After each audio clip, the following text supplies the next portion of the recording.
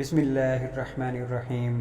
ملک الموت حضرت حارث بن خزرج رضی اللہ تعالیٰ عنہ بیان کرتے ہیں کہ میرے والد نے کہا کہ رسول اللہ صلی اللہ علیہ وسلم نے فرمایا، میں نے ملک الموت کو ایک انصاری کے سرہانے بیٹھا ہوا دیکھا تو کہا کہ اے ملک الموت، میرے صحابی کے ساتھ نرمی کرنا، یہ مومن ہے۔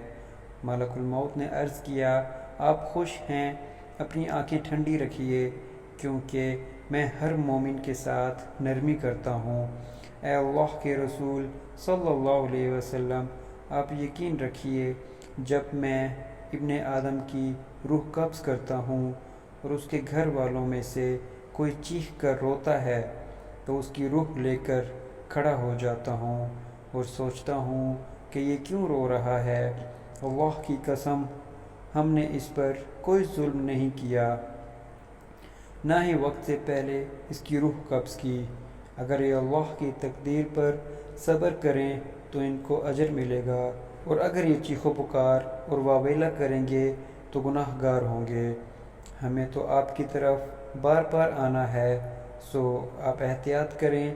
میں دن رات تری اور خشکی پر، میدان اور پہاڑ پر، ہر گھر پر نظر رکھتا ہوں اور ہر چھوٹے بڑے کو پہچانتا ہوں، اور اے اللہ کے رسول صلی اللہ علیہ وسلم، میں اللہ کی اجازت کے بغیر ایک مچھر کی روح بھی قبض نہیں کرتا۔